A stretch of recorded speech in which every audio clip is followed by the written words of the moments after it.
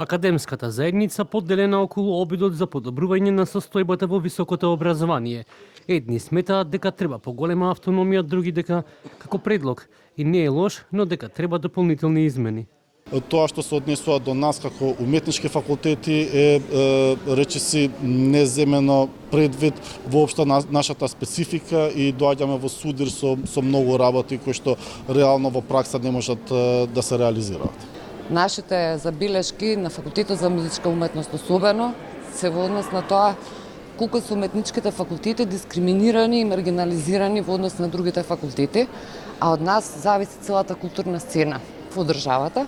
И за мене, ако е можно една мала измена, да стои дека квалитетот, односно ќе го процениме квалитетот на високото образование онај момент кога ќе ја процениме способноста на дипломираниот студент да работи за тоа што студирал.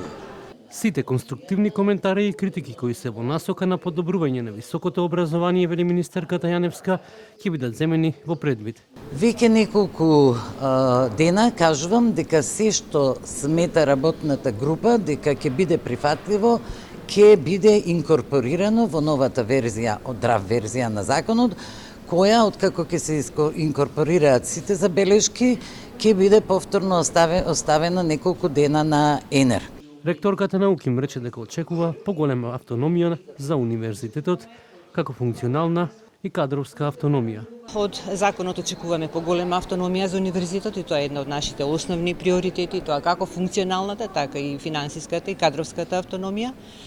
Очекуваме дека некои делови кои што во моментот сметаме дека се пререгулирани, ќе бидат релативизирани, ќе бидат отстранети, за да може да се остави исто така поголемо автономно право на универзитетите да донесуваат посебни критериуми. Предлог законот, како што велат надлежните, има можност за доработка, односно некои одредби ќе се променат по сугестиите на академската заедница.